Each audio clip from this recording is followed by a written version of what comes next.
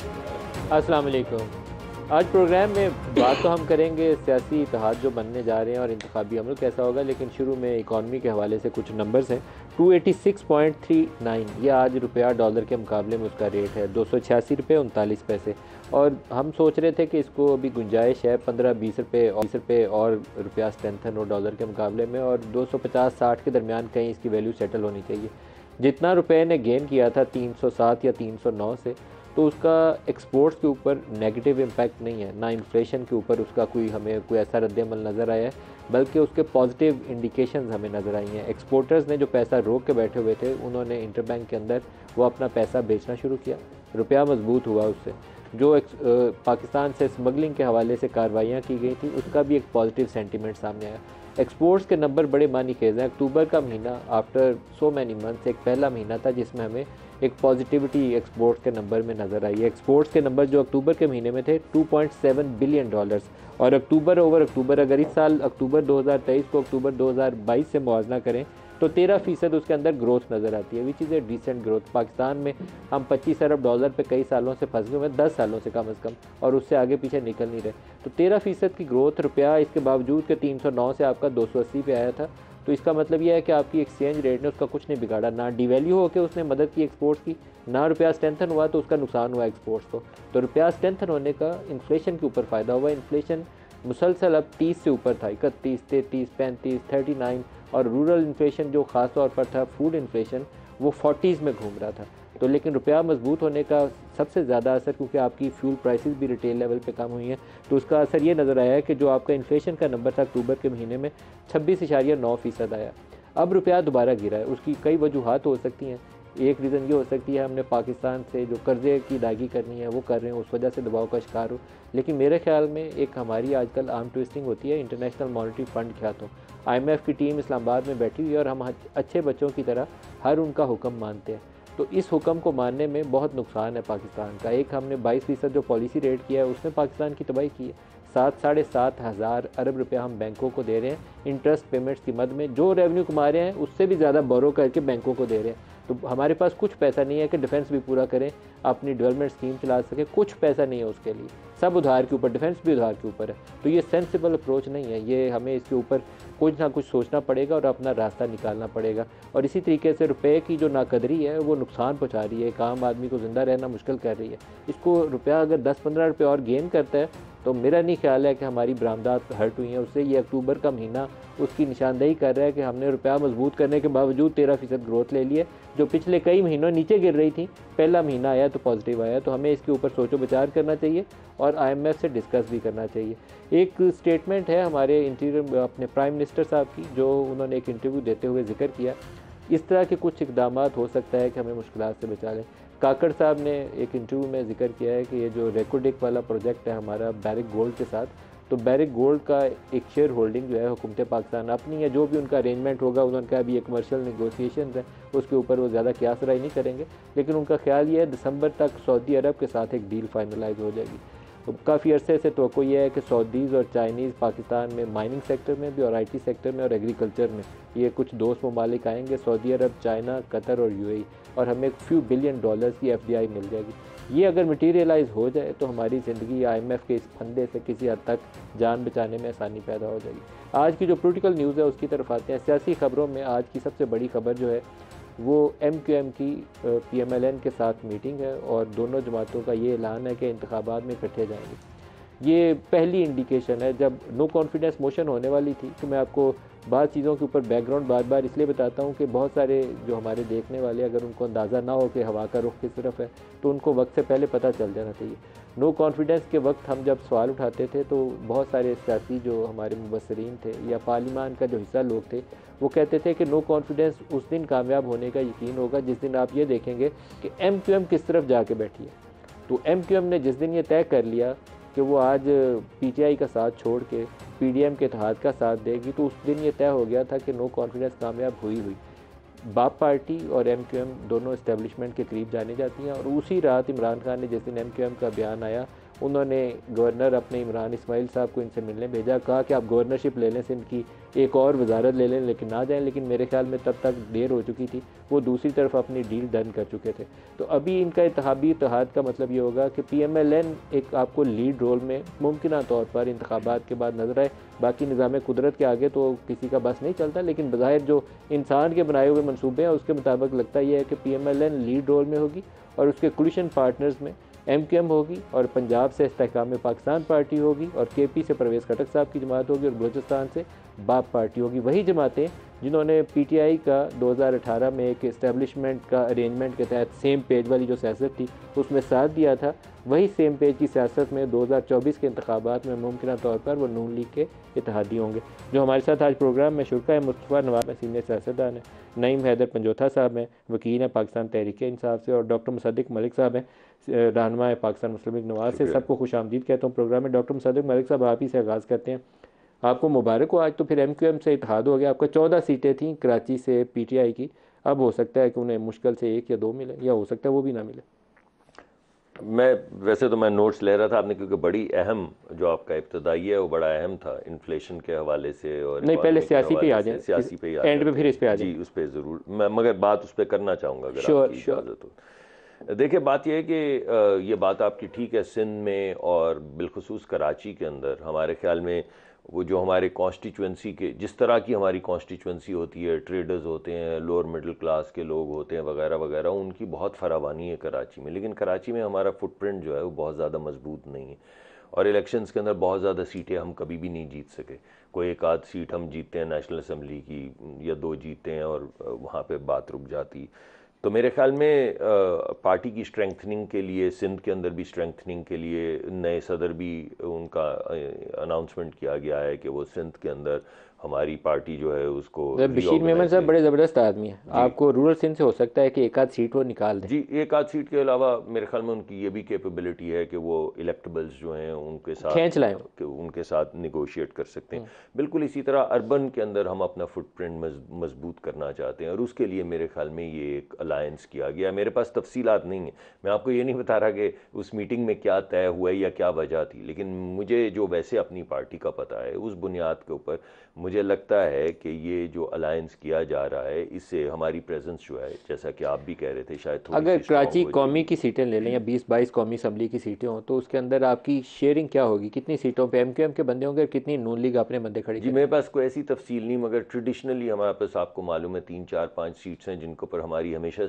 Strong position आती है। कुछ में विनिंग हैंड होता है, कुछ में स्ट्रॉन्ग पोजीशन आती। तो ऑब्वियसली हमारी कोशिश ये होगी कि उन सीटों के ऊपर, अगर आज यही बात तय हुई है, मैं पार्टी के बिहाफ पे कोई बात नहीं करना चाहता, वहाँ पे PMLN के कैंडिडेट्स हों, और बाकी जगहों पे जैसे कि आपने देखा यूनियन काउंसिल्स के जो इंतखाबात हुए उसमें कई दफ़ा PMLN ने बड़ी अच्छी शोइंग की, बाज़ दफ़ा नहीं अच्छी शोइंग भी की, सिंध के अंदर बाज़ दफ़ा इंटीरियर में नहीं भी अच्छी शोइंग की।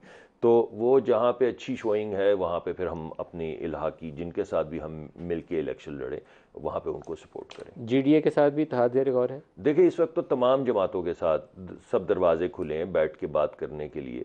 It has to make sense. जिनसे आप इत्तेहाद करेंगे बुनियादी तौर पर सीट एडजस्टमेंट करेंगे, आप उनके मुकाबले में अपना उम्मीदवार खड़ा नहीं करेंगे। ये बज़ाहिर तो ऐसा ही दिखता है, लेकिन क्योंकि मैं आज की उस मीटिंग में था नहीं शामिल, इस वजह से मेरे पास तफसील दो सूरतें होती हैं ना कि आप एक ही इलेक्शन सिंबल के तहत तमाम सियासी जमातें जाएं, वो मुख्तलिफ सूरत होती है। देखिए, मेरे ये ख्याल है कि जो आप कह रहे हैं वही होगा। सीट मैं अभी बात नहीं करना चाह रहा क्योंकि मैं पहले बात करूँ लीडरशिप से फिर बताऊँ, लेकिन मुझे 99% यही यकीन है सीट एडजस्टमेंट के। मुस्तफ़ा नवाज साहब से पूछते हैं। मुस्तफ़ा साहब, मैंने 10 अप्रैल 2022 के नो कॉन्फिडेंस का हवाला इसलिए दिया था कि MQM के लिए शायद वो पहला मौका नहीं होगा कि उससे हवा का रुख देखा जाए। पूरी 90 की दहाई वो जब सियासी जमातें बदलते थे तो पता चल जाता था किसकी बारी जाने वाली है और किसकी बारी आने वाली है। ऐसे ही होता था, कभी पीपल्स पार्टी, कभी नून लीग, और अब उनका ताज़ा तरीन प्यार मोहब्बत पहले PTI से शुरू हुआ, PTI से ख़त्म हुआ, अब दोबारा नून लीग से शुरू हो गया। तो यही पॉलिटिक्स आगे चलेगी। अब अनफॉर्चुनेट इसमें एक जो क्योंकि इलेक्शनों का दौर है तो तमाम पॉलिटिकल पार्टीज अपने सियासी फ़ायदे को, और एंड ऑफ द डे जो 172 का जो फिगर है, मैजिकल जो नंबर है कि हमने वो उस फिनिशिंग लाइन तक कैसे पहुंचना है, तो उसके लिए तमाम जमातें तगो-दो करेंगी, मुख्तलिफ सूबों में अपने अलाइंसेस बनाएंगी। लेकिन चीज़ें इसी तरह चलती रहेंगी, 76 सालों से इसी तरह चल रही हैं। ये हम जो रिपीट देख रहे हैं ये पिछले 2-3 दहाइयों से, जिस तरह आपने जिक्र किया, एक रिपीट चल रहा है। उसके अंदर पॉलिटिकल पार्टीज अपने फायदे के लिए उस नंबर को, मैजिक नंबर को हासिल करने के लिए तो आपस में अलायंसेस बना लेते हैं, लेकिन और उसके शायद उन्हें वक्ती तौर पे इंतखाबी हवाले से फ़ायदे भी मिल जाते हैं। लेकिन देखने की बात यह है कि ये अलायंसेस क्या किसी कॉमन ग्राउंड पे बन रहे हैं, या सिर्फ नंबर हासिल करने के लिए बन रहे हैं, या किसी आप प्रोग्राम या मैनिफेस्टो के ऊपर बना रहे हैं। क्योंकि हमें जिन चीज़ों का आपने इब्तदाइया दिया है, हम जिस क्रिटिकल जंक्चर पे खड़े हुए मलिक साहब, यहाँ पर हमें बहुत सी चीज़ों के ऊपर आपस में भी बैठ के तय करना है कि अब हमने मुल्क को यहाँ से आगे कैसे चलाना है। चलाना तो अब दूर की बात कि हमने मुल्क को रेस्क्यू कैसे करना है। ये खतरनाक सूरत हाल है कि आपको अपने डिफेंस के लिए भी आपको अपने पैसे उधार लेके वो पूरे करने पड़े, आपको अपने एक्सपेंडिचर जो है उसके लिए आपके पास पैसे नहीं है। वफाकी हुकूमत तकरीबन बैंकरप्ट हो चुकी है। तो इस सूरत हाल में पॉलिटिकल पार्टीज की अगर अभी भी यही ख्वाहिश है कि जी हम किसी तरीके से वो नंबर हासिल कर लें, पावर पॉलिटिक्स में उलझे हुए, तो इस सियासत का तो ना तो पिछली 2 दहाइयों में कोई फायदा निकला है, ना आगे जाके निकलेगा। दो सूरत हाल हैं। एक तो यह है कि नून लीग को यकीन नहीं है कि वो सादा अक्सरियत हासिल कर सकते हैं, इसलिए वो अलायंसेस करेंगे, इलेक्शन से पहले करें या उसके बाद करें। पीटीआई मुमकिन तौर पर एक बड़ी जमात साबित हो सकती थी अगर उनको इंडिपेंडेंट इलेक्शन लड़ने की इजाज़त होती, जो उनको ना है ना होगी। उनके बंदे उठाए जा रहे हैं, कल भी उठाए हैं, आज भी उठाए हैं। फवाद चौधरी पकड़ा गया और उनके कई लोग पकड़े हैं। तो ये सूरत हाल है। ये अब इसमें इस सूरत हाल में देखना, सबसे पहली हमारी ख्वाहिश तो ये होनी चाहिए कि कभी हमारे मुल्क के अंदर फ्री एंड फेयर इलेक्शंस भी हो जाए।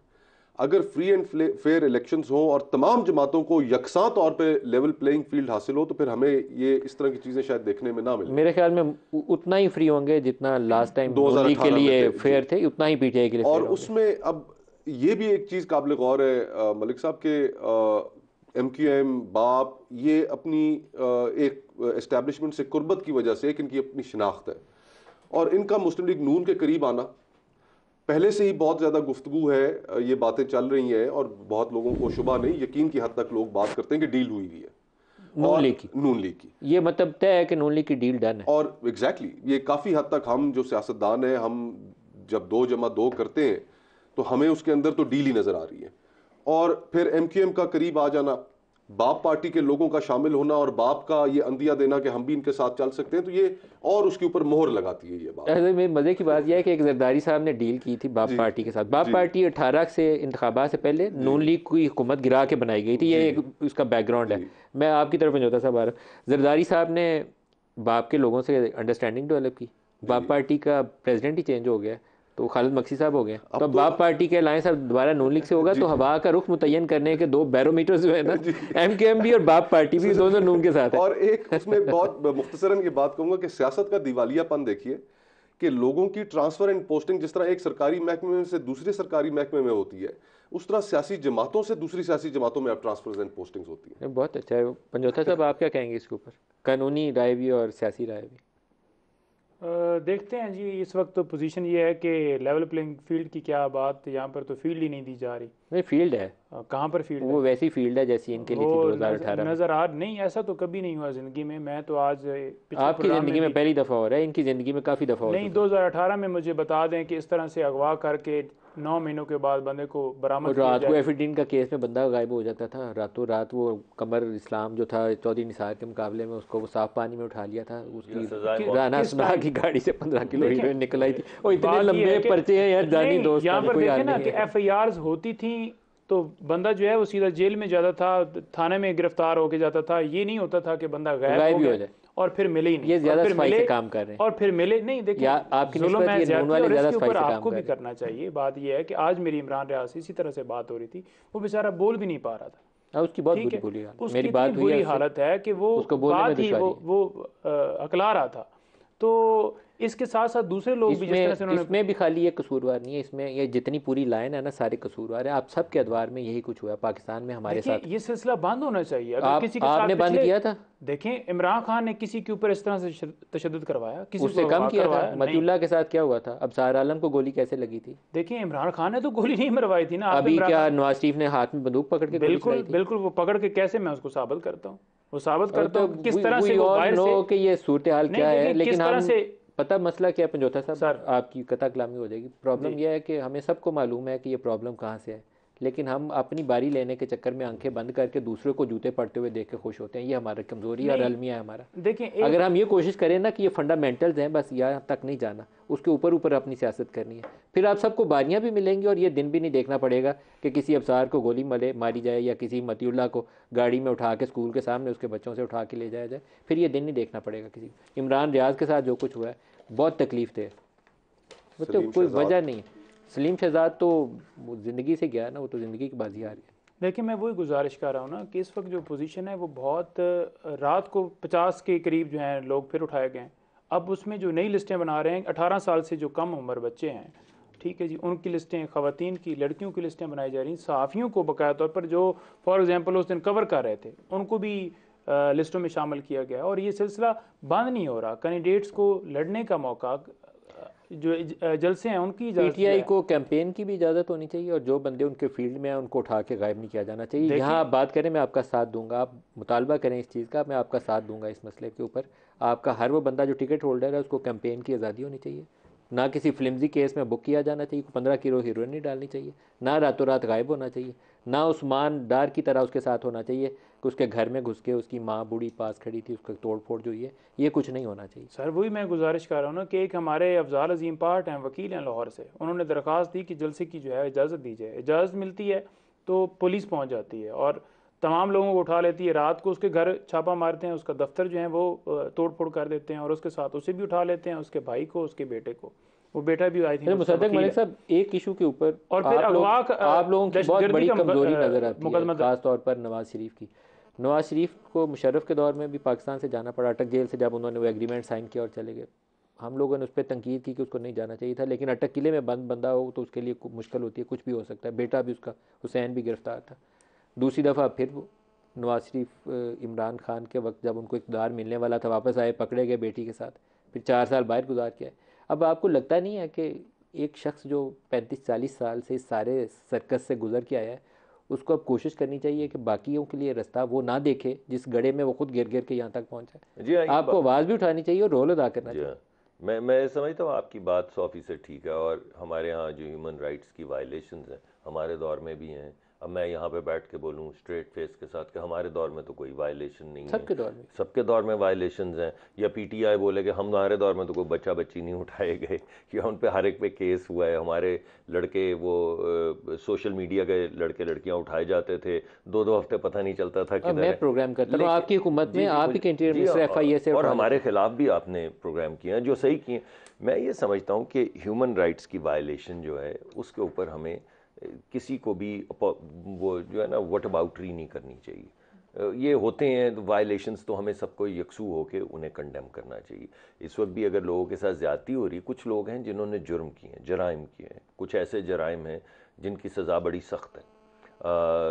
ये जो हमारे सीक्रेट्स एक्ट है या 9 मई का वाक़या है उसमें तफसीलात में गए बगैर, लेकिन अगर सिर्फ सियासी तौर पे जोड़ तोड़ के लिए लोगों को उठाया जाए तो वो मुनासिब नहीं है। हर पार्टी को एक फेयर लेवल प्लेइंग फील्ड मिलना चाहिए। लेकिन 9 मई यौम स्याह उसको सही करार दिया गया, मैं खुद उसकी मजम्मत भी करता हूँ और उसको यौम स्याह कहता भी हूँ, लेकिन 9 मई में भी आपको तखसीस करनी चाहिए। कुछ लोग नाराबाजी में जो बच्चे और बच्चियाँ अंदर गए हैं, जो औरतें हैं, उनके लिए रियासत को उनको माफ़ करने की पॉलिसी अपनानी चाहिए, पार्डन करें और आगे चलें।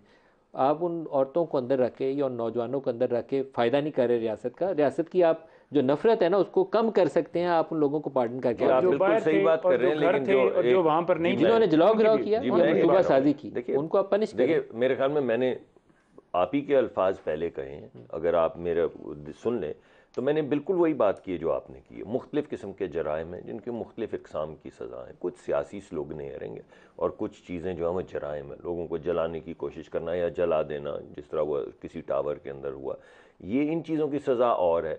किला के अंदर घुस जाना और वहाँ पे असला खाने के अंदर जाने की कोशिश करना, इनकी सज़ा और है। हैविंग सेड दैट, ये तो इस बात पे तो मेरा आपका इत्तेफाक है। मैं जो आप कह रहे हैं बिल्कुल वही कह रहा हूँ कि जो सज़ा ऐसे पॉलिटिकल स्लोगनियर है वो एक अलहदा चीज़ है, और जहाँ पे किसी ने उकसाया है, बगावत की कोशिश की है, एक्चुअली वो ये केस जो है ये म्यूटनी का केस है। कोशिश ये की गई थी कि फ़ौज के अंदर म्यूटनी हो जाए, क्योंकि नए नए अभी चीफ आए थे और कोशिश ये थी कि इस वक्त उल्टाया जा सकता है ज़रा सा जोर डाल के।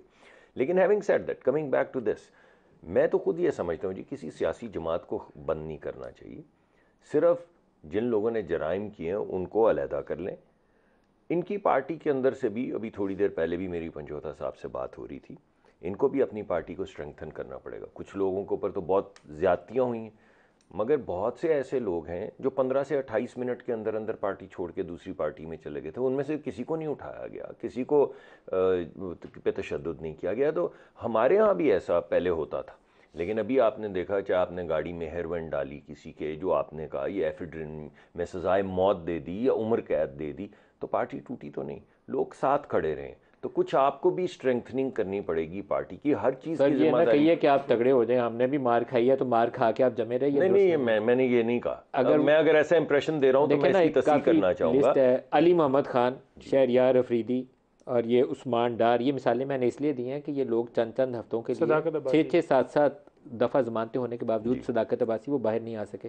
तो उसका एंड रिजल्ट यही निकलना था जो निकला है, उसके अलावा नहीं था निकल सकता। मैं उनका जिक्र नहीं कर रहा हूँ, उनमें मैं और क्योंकि मेरे वैसे सारे कॉलीग्स हैं, और मैं ये भी नहीं कह रहा कि कौन कौन किन किन की वीडियो मौजूद है जो उकसा रहे थे कि चलो GHQ पे हमला करो या ना करो, लेकिन बुनियादी तौर पे जो मैं बात कर रहा हूँ वो आप जो बात कर रहे हैं उससे मुख्तलिफ नहीं है। मैं ये कह रहा हूँ, उन लोगों की बात कर रहा हूँ, बहुत से ऐसे लोग, वो जो पार्टियाँ जिन्होंने बदली एकदम, उनमें से ये सिर्फ ये लोग तो वो हैं जिन्होंने नहीं बदली, जिनका आप नाम ले रहे हैं, इनमें से तो बेशतर ने नहीं बदली, जिन्होंने खुद छोड़ लिया, बल्कि वो ज़्यादा बेहतर किया जिनको। लेकिन मेरा ख्याल है, बात आपकी ठीक है, कि पार्टी की स्ट्रेंथनिंग या पार्टी के अंदर खोखलापन ख़त्म करना या अपॉर्चुनिस्ट को ना लाना, हम भी ये कोताहियाँ करते हैं, अपॉर्चुनिस्ट को ले आते हैं, जैसे ही बदलता है वो रंग बदल के दूसरी तरफ चले जाते हैं। लेकिन हमारी क्योंकि पार्लिमानी जमहूरी निज़ाम है, आपको 172 का मैजिकल नंबर, जैसे अभी खोखर साहब भी कह रहे थे, आपने भी कहा, वो पूरा करना पड़ता है, इलेक्टेबल्स को साथ लाना पड़ता है। बाद सूबों में आपकी स्ट्रेंथ नहीं होती तो वो जो आपके साथ आ जाते हैं वही सबसे पहले आपको छोड़ जाते हैं, और जब छोड़ के जाते हैं तो फिर आप उलट जाते हैं। तो ये हमें हर एक को स्ट्रेंथनिंग अपनी हवा का रुख देखते हुए साथ आते हैं ना, सबसे पहले ड्राई क्लीन भी वही होते हैं। जी मैं तो सबसे पहले ड्राई क्लीन भी वही, आपकी बात से बिल्कुल साफ सुथरे पवित्र हो जाते हैं। जी मैं 100%। ब्रेक ले लें, ब्रेक से वापसी में मुस्तफा साहब से पूछेंगे, हमारे साथ रहिएगा जी।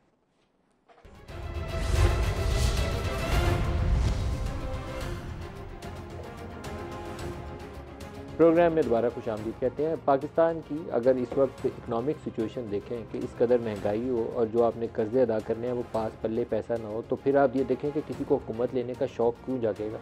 PDM ने जब हुकूमत ली, शहबाज शरीफ साहब वज़ीर आज़म बने, तो सबसे पहला सवाल जो मैं इनकी जमात के लोगों से पूछता था कि आप हुकूमत क्यों लेना चाहते हैं। $17.2 अरब का करंट अकाउंट डेफिसिट था जो आखिरी साल था इमरान खान का इन पावर। तो ये वैसी ही सूरत हाल थी जो 2017-18 में नून लीग ने $19 अरब का करंट अकाउंट डेफिसिट छोड़ा था। उसके बाद आप संभाल नहीं सकते, आपके पास डॉलर्स का इनफ्लो नहीं आ रहा होता, आप पे नहीं कर सकते, सिंपली एक डिफ़ॉल्ट टाइप सिचुएशन पैदा हो जाती। उस वक्त IMF का प्रोग्राम था जिससे आपको बचत हो सकती थी, अभी IMF का प्रोग्राम भी बंद था। अभी भी हम ऐसी ही सिचुएशन में एक मुश्किल सूरत हाल से दुचार है। हमारे पास पैसे देने वाले 20-25 अरब डॉलर दरकार है, 20-25 अरब डॉलर का इनफ्लो यकीनी नहीं है। तो मुस्तफ़ा साहब, किसी को हुकूमत अगर लेनी है ऐसी सूरत हाल में, तो उसको पेट में क्या दर्द हो रहा है कि वो बड़ा बेचैन है कि मुझे हुकूमत दो, MQM साथ आए, बाप पार्टी आए, मैं हुकूमत बनाऊँ, पल्ले तो पैसा नहीं है। ये दायरों का सफ़र है मलिक साहब, और पिछली कई दहाइयों से ये सफ़र जारी है। हम सियासतदान इक़्तिदार का एक हिस्सा लेने के लिए बेताब रहते हैं, वो भी मुकम्मल इक़्तिदार नहीं, एक हिस्सा उसका, और उसी की सारी तगदौ में हम पावर पॉलिटिक्स करते हैं, अपने नज़रियात को साइड पे रख देते हैं, और बस इक़्तिदार की खातिर ही हम इस सफ़र में दौड़े चले जा रहे हैं। जहाँ पर मुल्क आकर खड़ा हो गया, हमें बड़ी सीरियस रिफॉर्म्स की ज़रूरत है। उन रिफॉर्म्स के बगैर अब वो चीज़ें जो हम अंडर द कार्पेट करते आए हैं पिछले कई दहाइयों से कि यार हमने प्राइवेटाइजेशन नहीं करनी, हमने अपने खर्चे कम नहीं करने, हमने रीजनल ट्रेड के ऊपर फोकस नहीं करना, अब वो सारे फैसले हमें करने पड़ेंगे। हमने वो पॉलिटिकल एक्सपीडियंसीज की वजह से हमने वो फैसले नहीं किए। नहीं, अभी भी PIA के ऊपर या स्टील मिल्स के ऊपर मैं प्रेस कॉन्फ्रेंस सुनता हूँ तो मुझे इतनी तकलीफ होती है कि आप ये नहीं सोचते कि साल का 200-300 अरब डॉलर की फकी हम इन PIA और स्टील मिल सिर्फ को दे रहे हैं। जी हाँ, बिजली को छोड़ दें कि 2500 अरब डॉलर का सर्कुलर डेट है उसका, 2500 अरब रुपए का, तो हम पता नहीं किस दुनिया में। ये जिम्मेदारी end of the day the buck stops at the politicians. देखिए, हमने मुल्क के अंदर, ठीक है, हमारी इस्टेब्लिशमेंट का एक बहुत बड़ा इसमें पॉलिटिकल इंस्टेबिलिटी क्रिएट करने में बहुत बड़ा उनका हाथ रहा है। 2014 से अगर हम आगे ऑनवर्ड्स देख लें तो एक बड़ा क्लियर इम्प्रिंट है वहाँ पर, और फिर उसके बाद ऐसे मौके आए कि जिसपे आर्मी चीफ को खुद खड़े होकर कहना पड़ा जी कि बस जनरल बाजवा को कि अब हम सियासत के अंदर जो है कोई मुदाखलत नहीं करेंगे। ये कहा ही है, बस कहा ही है। तो अब अब इस चीज़ को हमने तब्दील तो करना है। अगर 76 सालों में हम अपने आप को नहीं ठीक कर सके, पहले हम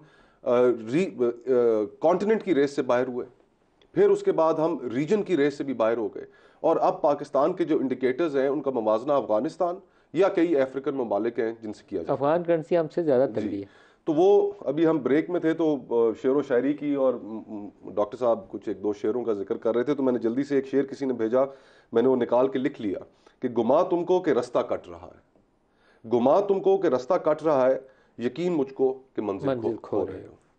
तो अब हमें बड़े सख्त फैसले भी करने पड़ेंगे, और ये सियासत आउटडेटेड हो चुकी है। दुख इस चीज़ का है कि आपने भी उसकी तरफ इशारतन जिक्र किया था कि ये सारे जो सियासतदान हैं और खुसूसन मियां नवाज शरीफ साहब एक बड़े मरहले से गुजरे हैं, और उस मरहले से गुजरने के बाद अगर आज के दिन भी 40 साल सियासत में गुजारने के बाद भी वो इसी नहज पे पहुंचे हैं जहां से उन्होंने सियासत की शुरुआत की थी, और डील को रास्ता समझते हैं इक़्तिदार हासिल करने का, वही रास्ता लिया, तो फिर उसके नतीजे में कोई तब्दीली नहीं आ सकती। मैं तो इस चीज़ में बड़ा मेरा खदशा है वो यही है कि तब्दीली अभी भी नहीं आनी, अभी भी नहीं आनी। पंजोता साहब, जो इमरान खान के केसेस के हवाले से एक थोड़ा सा अपडेट ले लूँ, फिर ये सियासी मौज़ूआत की तरफ दोबारा आता हूँ। आज हम ये कोई ख़बर सुन रहे हैं कि उन्होंने कोर्ट के सामने पेश होने का जिक्र किया, वो किस केस के हवाले से, थोड़ी सी वजाहत तो कर दें उसकी। देखें, जो नैब तरमीम के हवाले से इमरान खान साहब ने सुप्रीम कोर्ट से रजू किया था कि तरमीम जो हैं वो कलअदम करार दी जाएँ, तो उसके बाद जब सुप्रीम कोर्ट ने फ़ैसला दिया तो जो है हुकूमत जो है वो इंटर कोर्ट अपील उन्होंने फ़ाइल की, तो उस केस में इमरान खान साहब को नोटिस हुआ था कि वो रिप्रेजेंट करें, तो उन्होंने उसके ऊपर जवाब देते हुए ये कहा है कि मुझे बिल्कुल जो है सुप्रीम कोर्ट के अंदर इंतज़ामात किए जाएं वहाँ पर आने के, और मैं ख़ुद चाहता हूँ कि मैं आऊँ और मैं अपने केस को वहाँ पर रिप्रेजेंट करूँ। इमरान खान ने अपने वकला को ये हिदायत की है? जी बिल्कुल जी। तो सुप्रीम कोर्ट में अब लिख के देंगे वो? जी बिल्कुल, सुप्रीम कोर्ट के अंदर पेश होने की इजाज़त मांगी जाएगी। बिल्कुल, आज बकाया तौर पर वहाँ पर वैसे तो प्रेस कॉन्फ्रेंस की है, और इसके अंदर जो है उन्होंने जो वहाँ पर रिसीव किया है नोटिस, तो उसके ऊपर भी मेरा ख्याल में लिखा होगा कि मुझे जो है मैं खुद आना चाहता हूँ, और मुझे नैब केस में जो रिव्यू फाइल हुआ है उस मामले में पेश होना चाहते हैं जी। अच्छा, मैं एक स्टेटमेंट आपको सुनवाता हूँ बिलावल भुट्टो की, थोड़ा सा उस पर भी थोड़ा तबसरा करना चाहिए। बिलावल भुट्टो का बयान दिखाएगा जी। देखने के बजाय हमने अवाम की तरफ देखा है, और हम अवाम पे एतमाद करते हैं, और इंशाअल्लाह ताला हर पाकिस्तान की शहरी एक उम्मीदवार तो बन सकता है, मगर आखिर जो फैसला है वो अवाम करेंगे। और मैं पुरुम्मीद हूँ कि पाकिस्तान के अवाम इस बार पाकिस्तान का वज़ीर आज़म लाहौर से तो नहीं हो। पंजोता साहब, आप ही पहले कमेंट कर दें, फिर डॉक्टर साहब इसका जवाब देंगे। देखिए, मैं तो समझता हूँ, और लाहौर से नहीं वज़ीर आज़म होगा। देखें, पूरी दुनिया जानती है कि मकबूलियत इमरान खान साहब की, और किस तरह से वैसे जी इमरान भी लाहौर से ही है। देखें, उनका शायद स्टेटमेंट इस हवाले से उन्हें वो समझ रहे हों कि इमरान खान साहब जेल में रहेंगे, जो कि इनका प्रोग्राम है स्पेशली कि उनको रखा जाए और पार्टी को क्रैश किया जाए, तो उसके मुतबादिल वो कह रहे होंगे कि अगर वो जेल में रहते हैं तो फिर ये बचते हैं, तो ये नहीं आ रहे, दोनों ही ठीक है। तो लेकिन बात यह है कि फ्री एंड फेयर इलेक्शन करवाएं। इमरान खान साहब को बिल्कुल लड़ने का मौका क्यों उनसे छीना चाहते हैं? क्यों उनको एक ऐसे झूठे केस में अंदर रखा गया है? ये जितने केसेस बनाए गए 9 मई से पहले 100 के करीब केसेस उनके ऊपर दायित थे, और ज़्यादातर रोल क्या था जी? दहशतगर्दी की दफात लगाई गई हैं। पुरअमन एहतजाज के ऊपर अगर कॉल दी जाती है, चाहे वो अदलिया की आज़ादी के लिए हो, तो FIR दर्ज कर दी जाती हैं। तो उन केसेस में इसी तरह के केसेस का वो सिलसिला चलता रहा, जिसमें ये साइफर भी लेकर आए और बाकी केस भी, जिसमें पहले तोशा खाना में आज 3 गवाहियां भी हुई हैं साइफर में गवाहियां हुई, और उसके ऊपर क्रॉस भी हो गया। लेकिन वो इस तरह से मैं मुज़क्कर-खेज़ तरीके से चलाया जा रहा है कि कोई डॉक्यूमेंट्स मांगा जाता है तो वो कहते हैं वो भी सीक्रेट है। जो फॉर एग्जांपल जी उसका जो है प्रोटोकॉल है कि जनाब फ़ॉरेन ऑफिस से कैसे आएगा PM ऑफिस में साइफर, और वापस कैसे जाएगा, तो उस हवाले से अगर वो प्रोटोकॉल जो है उसके जो वो मांगा जाता है तो वो कहते हैं जी नहीं, साइफर वाला मामला भी ये भी सीक्रेट है। सूनर और लेटर तमाम ये घूम के जाना फायजी साहब की अदालत में जाना है। देखिए, सुप्रीम कोर्ट में बेल के हवाले से जो है हमने रिजू किया हुआ है, लेकिन यहाँ पर इतनी तेजी और उजरत दिखाई जा रही है जैसे तोशा खाना केस के अंदर थी, और जेल के अंदर ट्रायल चलाया जा रहा है, और वहाँ पर ना फैमिली को, ना प्रॉपर वकला को, ना साफियों को, किसी को एक्सेस नहीं है कि कैसे ट्रायल कंडक्ट हो रहा है, कैसे एविडेंस हो रही है, कैसे तो मिलते हैं ना उनसे। देखिए, वकीलों की भी एक तादाद उन्होंने मुख्तस की है। फॉर एग्जांपल 10 प्रोसिक्यूटर हैं, FIA की टीम है पूरी, वहाँ पर 3 लोग या 4 लोग सिर्फ जो है वकील हमारी तरफ से जाएंगे, तो एक वो भी लिमिटेड सारा उन्होंने किया हुआ है। तो ये कैसे कंडक्ट उसको कहेंगे कि आप जो डॉक्टर साहब लाहौर से बिलावल भुट्टो कहते हैं वज़ीर-ए-आज़म नहीं आएगा, तो एक तो इमरान खान जेल में है और शायद उनके साथ वो सलूक हो जो पिछली दफ़ा नवाज शरीफ के साथ हुआ था, तो लेकिन नवाज शरीफ भी लाहौर से ही है, तो इंडिकेशन दोनों की तरफ है कि दोनों नहीं आएंगे। नवाज शरीफ के साथ जी आप सही कह रहे हैं, पिछली दफ़ा जो सलूक हुआ था उससे पिछली मरतबा 2013 से पहले 2008 में भी हुआ था, उससे पहले 2002 में भी हुआ था। नवाज शरीफ के साथ 24 साल, अब सब मानते हैं कि वो चलें, किसी हद तक हम समझते हैं इस वक्त जो जितने भी जिंदा लीडरान हैं सबसे बड़े लीडर हैं, हो सकता है कोई और नहीं माने, वो किसी और का नाम लें।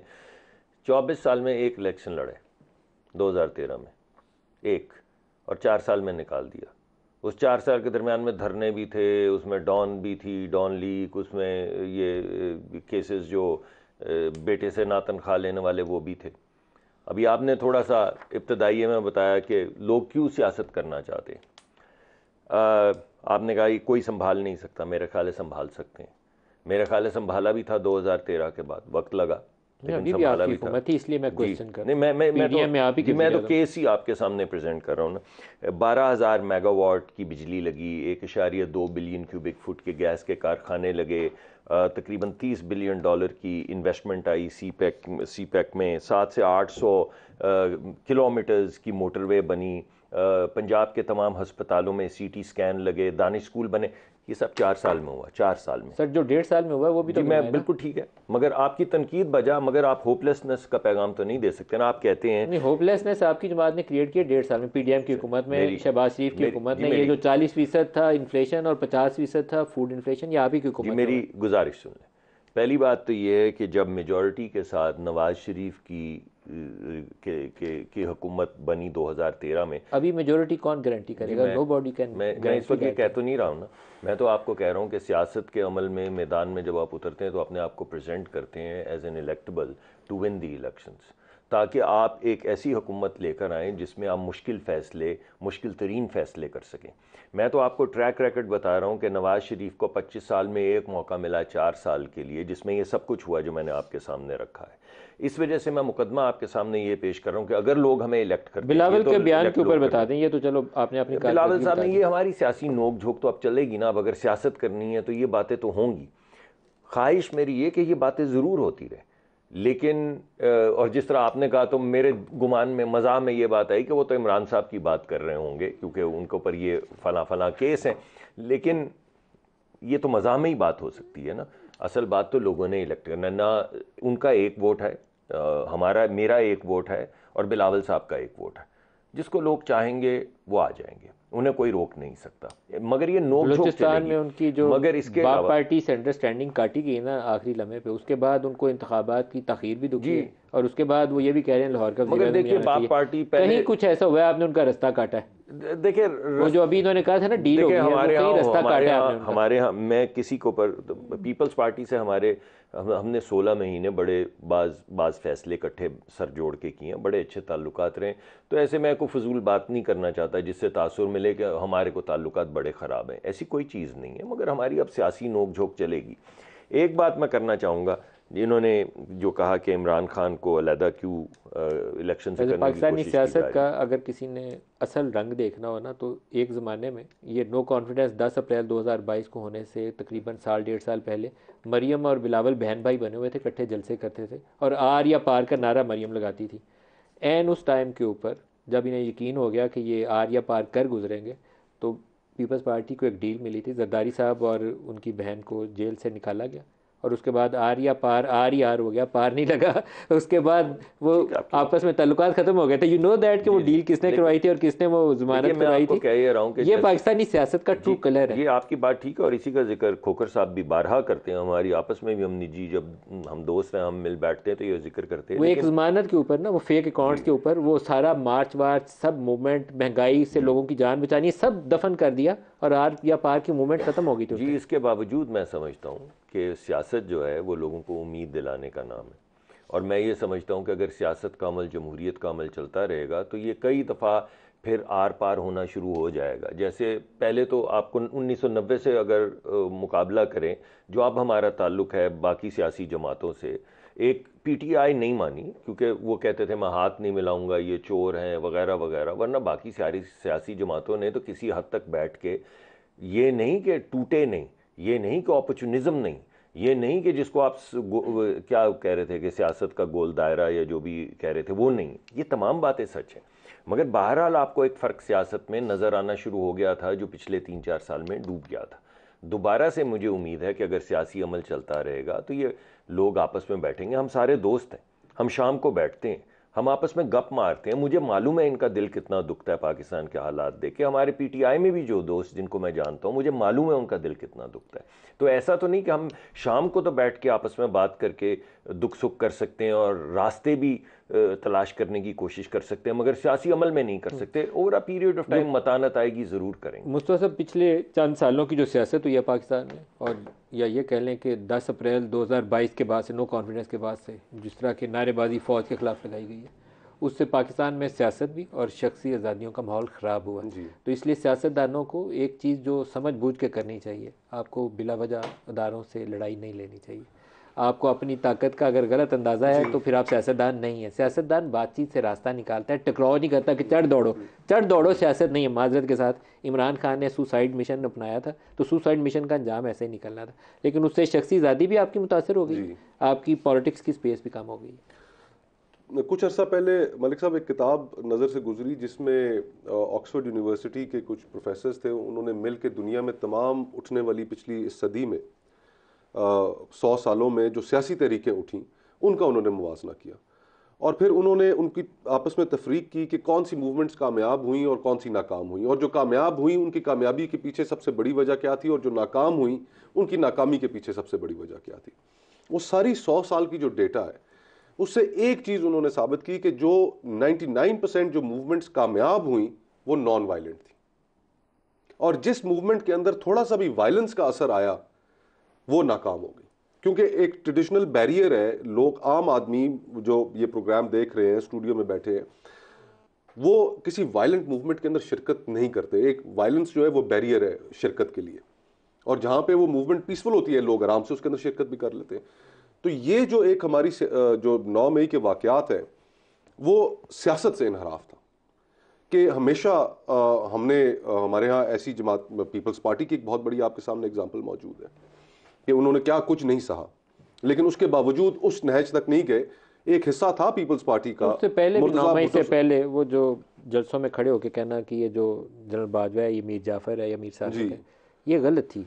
और आपको फौज को इस तरीके से ह्यूमिलिएट नहीं करना चाहिए। जैसे हम कहते हैं ना कि किसी मार्शल लॉ एडमिनिस्ट्रेटर को आके कब्जा नहीं करना चाहिए, सियासतदानों को जेल में नहीं डालना चाहिए या इनको चोर डाकू नहीं देना चाहिए, इस तरह सियासतदानों को फौज का जो सिटिंग सरबराह है, अगर उसकी पोजीशन को आप कहते हैं कि मीर जाफर है, तो फिर फौज नीचे उसके कैसे काम करेगी? जी, ये बात ठीक है, खतरनाक ट्रेंड था, ये दुरुस्त नहीं था। ये बात ठीक है। और इसी तरह देखिए, हम सियासत के अंदर फौज की जो इन्वॉल्वमेंट है उससे हम असूली तौर पर इख्तलाफ कर सकते हैं, बिल्कुल कहना चाहिए फौज सियासत, लेकिन हम जब ये रंग इख्तियार कर लें कि हमें ऐसा शुबा पड़े कि हम फौज के इंस्टीट्यूशन के खिलाफ है, तो वो फिर एक गलत चीज़ है। हम असूली तौर पर उनकी सियासत के अंदर मुदाखलत की हमेशा मैं कम अज़ कम मुखालफत करता रहूँगा, लेकिन उनका जो किरदार है इस मुल्क के दिफा के हवाले से, जो वो हमारे लिए सुबह शाम कुर्बानियाँ देते हैं, पिछले एक हफ्ते के अंदर हमारे कोई 22 ऑफिसर्स और जवान शहीद हुए। कल बेचारा वो कर्नल शहीद हुए, 4 जवान शहीद हुए। तो हमें इस चीज़ को भी सामने मलूज़ खातिर रखना चाहिए कि वो हमारे लिए जाने भी दे रहे हैं। हम इस चीज़ के ऊपर डिसएग्रीमेंट ज़रूर कर सकते हैं और करना भी चाहिए, मैं तो हमेशा करता हूँ, लेकिन वो एक दायरा जो है, वो कॉन्टेक्स्ट जो है, वो उसके अंदर बड़ा क्लियर होना चाहिए। तो अनफॉर्चुनेटली पीटीआई की से ये एक बड़ी फाश गलती हुई कि एक तो वो वायलेंस की तरफ चीज़ों को ले गए। 9 मई के जो इंसिडेंट्स हैं, उन्होंने आपकी, मेरी, डॉक्टर साहब की, पंजोता साहब की, उन्होंने स्पेस ख़त्म की। हम बहुत सी ऐसी गुफ्तगू करते थे राइट्स के हवाले से, जो गुफ्तगू अब बहुत रिस्ट्रिक्टेड हो गई है।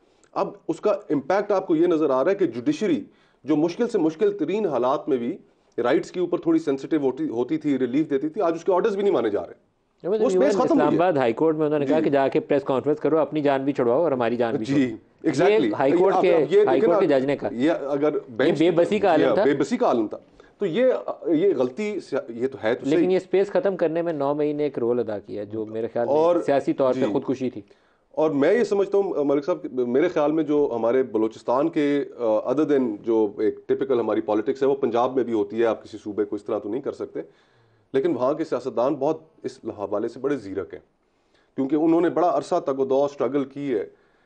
तो मालिक साहब, मुझे एक दफ़ा मुलाकात हुई तो उन्होंने मुझे कहा कि ये जो मुस्तफ़ा जो बेटा, ये जो वायलेंस की जो पिच है, हम कभी इसके ऊपर नहीं जाके सियासतदान खेल सकते।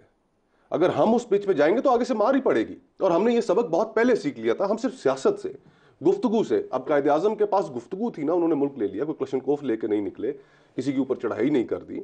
इंडिया के अंदर जो नॉन वायलेंट मूवमेंट रही, कांग्रेस की जो मूवमेंट थी, गांधी साहब की जो मूवमेंट थी, नॉन वायलेंट थी।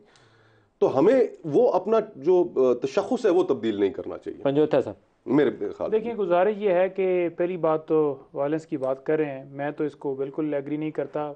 इमरान खान साहब ने जब भी कॉल दी, पुरअमन एहतजाज की कॉल दी, उस जो एहतजाज था उसमें ख़वातीन, बच्चे, जवान और हर तरह के लोग मौजूद थे। आपने किसी के हाथ में बंदूक देखी, आपने किसी के हाथ में कोई ऐसी चीज़ देखी जिससे वो वायलेंस, आप कह रहे हैं कि वो वायलेंस जो है हुआ या क्रिएट करवाया गया।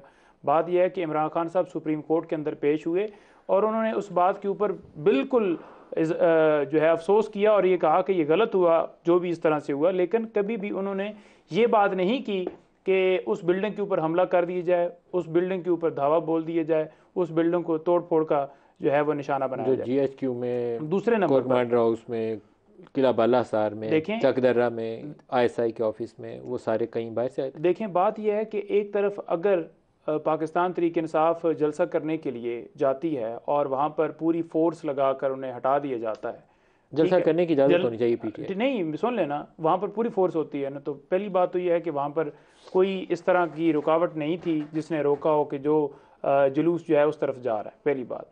दूसरी बात यह है कि इंडिपेंडेंट तहकीकात की क्यों बात की गई है कि वहाँ पर जो कैमरे लगे हुए थे और जो पहले शीशे टूटे हुए थे वो जो नज़र आ रहे थे, तो वो किसने तोड़े? उस वक्त तो बंदा अंदर कोई भी नहीं गया हुआ था। इंडिपेंडेंट तहकीकात की क्यों नहीं बात की? इसी वजह से नहीं की जाती कि हम ये कहते हैं कि इन्होंने फॉर एग्जांपल, एक सरकार है, पुलिस है, उन्होंने केसेस बनाए और हम अपनी गवाही देना चाहते हैं, हम अपने सबूत लेना चाहते हैं। वही केस बनाने वाले हैं, वही फैसला करने वाले हैं। इंडिपेंडेंट तहकीकात होंगी, हम अपने सबूत देंगे, वो अपने देंगे, जो जिसका कसूर उसका। फॉर एग्जांपल 100 बंदा अंदर गया जी, आपने पूरे पाकिस्तान को अंदर डाल देना चाहिए। पंजोता साहब, 9 मई से ना वैसे आज भी सबको डिस्टेंस कर लेना चाहिए, उसको डिफेंड नहीं करना चाहिए। देखिए, बात ये है कि जब बात ये, मैं ये नहीं कह रहा कि कोई किसी ज़माने में नून लीग वाले सुप्रीम कोर्ट में घुसे थे, ये आपके साथ बैठे हुए हैं, इन्होंने गलत काम किया था, आज भी उसका दिफा नहीं कर सकते। आप 9 मई का सारी उम्र दिफा नहीं कर सकते। सर जी, 9 मई अगर आप टॉपिक छेड़ेंगे तो हमने अपनी सफाई तो देनी है ना। हम ये कहते हैं कि कभी भी 9 मई की मजम्मत पहले करें कि 9 मई को जिसने भी ये काम किया वो काबिल मजम्मत है। ये बिल्कुल, जिसने तोड़ फोड़ की, बिल्कुल जिसने आग लगाई, जिसने वहां पर तोड़ फोड़ की, बिल्कुल मजम्मत। इमरान खान साहब ने खुद ये कहा और बार बार कहा, कभी भी उन्होंने कहा कि हमने कभी ये नहीं कहा कि इसके ऊपर हमला किया जाए। क्या मुस्तकबिल बेहतर खबर लाएगा हमारे लिए? इलेक्शंस के नतीजे में कोई स्टेबल सेटअप बनेगा? इन हालात से हम निकलेंगे या यही बातें कर रहे हैं कि धरना किसने करवाया था, हुकूमत किसने कराई थी और किसने क्या अटैक किसने करवाया था? मेरे ख्याल में जब मुझे सबसे बड़ा जो अफसोस होता है वो इस बात पे होता है कि इस मुआशरे में उम्मीद जो है वो ख़त्म होती चली जा रही है। यानी बाकी चीज़ों से, मईशत को तो ठीक कर लेंगे, बाकी चीज़ों को भी ठीक कर लेंगे, मगर उम्मीद का क्या करेंगे? और मैं समझता हूँ कि अगर उम्मीद ख़त्म हो जाए तो फिर ये सियासत व्यासत करने की क्या ज़रूरत है? सर, लोगों को इकोनॉमिक अपॉर्चुनिटीज़ अगर मिलेंगी ना तो उम्मीद उनकी दोबारा बहाल। जी, ये बात ठीक है, मगर उम्मीद देखने में यही, दुनिया में पूरी में यही आया है कि जब उम्मीद होती है तो बड़ी मुश्किलात में से गुजर के भी लोग मईशत भी ठीक करते हैं, सकाफत भी ठीक करते हैं, रवैया भी ठीक करते हैं, सियासत भी ठीक करते हैं। इस वजह से एक बहुत अहम पहलू आपने क्योंकि कहा कि क्या आपको उम्मीद है, तो मैं कहता हूँ जी एब्सोल्युटली है। मैं अभी अब मैं गया हुआ था मुल्क से बाहर, तो मेरे पुराने 30-32 साल पुराने दोस्त हैं जो जिनका ताल्लुक एक अफ्रीकन मुल्क से था, तो मैं उनके साथ बैठा, वो बहुत बड़े एक फॉर्च्यून 500 कंपनी में लग चुके हैं। तो मैं जब बैठा उनके पास तो मुझे पता चला कि उनके पूरे मुल्क में कोई इथियोपिया वो नहीं है, सॉरी मैं वैसे मुल्क का नाम नहीं लेना चाहता था, कोई इस्लामाबाद की तरह का शहर नहीं है, फैसलाबाद की तरह का भी नहीं है, हैदराबाद की तरह का भी नहीं है। उनकी बेशुमार सड़कें कच्ची हैं, कुछ नहीं है उनके पास, लेकिन मुझे नहीं लगा कि वो उनके पास उम्मीद नहीं है। यानी उनको ये यकीन है कि हम निकल जाएंगे, कोई मसला नहीं, मुश्किल वक्त है, हमारे पास इंफ्रास्ट्रक्चर नहीं, हम गरीब मुल्क है, मगर ये उनको यकीन है कि हम निकल जाएंगे, हमारे बच्चे जो है हमसे बेहतर ज़िंदगी गुजारेंगे, उनके बच्चे उनसे बेहतर ज़िंदगी गुजारेंगे। हमारे यहाँ हम 240 मिलियन लोग हैं, 24 करोड़ लोग हैं हमारे यहाँ। ज़रा देखें आप, इमारतें देखें, इंफ्रास्ट्रक्चर से हमें भी निकालेगा। सिर्फ कोशिश ये करनी चाहिए कि सारी सियासी जमातें उसके लिए एक लाहे अमल के साथ, एक मंसूबे के साथ, एक प्लान के साथ इलेक्शन में उतरे। डॉक्टर मुसद्दिक मलिक साहब, नईम हैदर पंजोता साहब, मुस्तफा नवाज खोखर साहब, सबका शुक्रिया। आज के लिए इतना ही, इजाज़त दीजिए। अल्लाह।